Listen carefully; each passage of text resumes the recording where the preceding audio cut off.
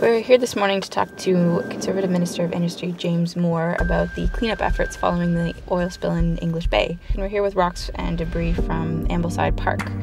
This is an area that is supposedly being cleaned up, but judging from the look of these rocks and these sticks, the response efforts have been pretty inadequate, and we're here to ask what gives.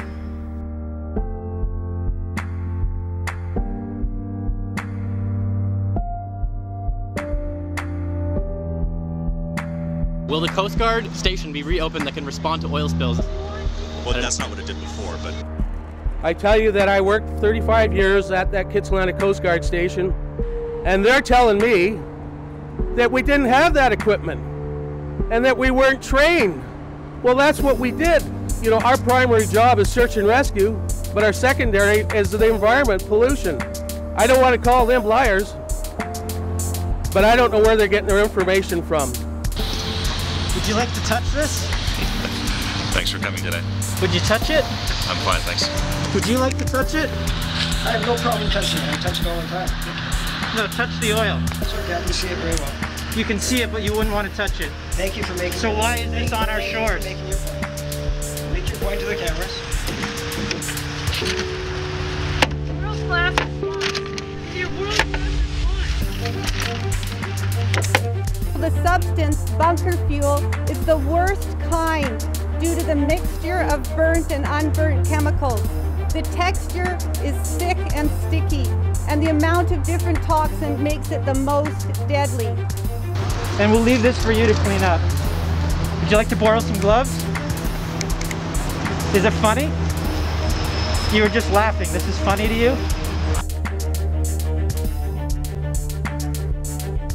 It is the Harper government that is responsible for completely gutting and eviscerating all environmental regulatory oversight and stewardship of the lands and waters throughout this great country.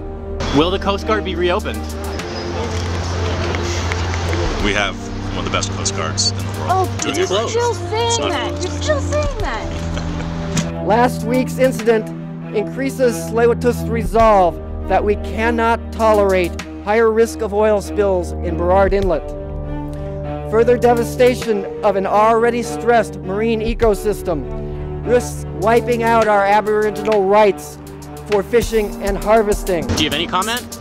I say that we have a great announcement for the people in North Vancouver that's going to improve the quality of life, clean the environment, and make the North Shore safer and all that. We're going to make the North Shore safer from the oil that's we're still on the looking beaches after you clean up. Whether there's an oil spill or not, my communities are paying the high price of these extractive industries. Back in November 2013, Super Typhoon Haiyan, which is the strongest typhoon recorded in history, ravaged through our islands, and that's a direct cause of the extractive industries that are invading stolen lands and fractured lands right here. 80% of the spill was cleaned up in the first 36 hours. 80%? On shores. That's a joke. Believe that?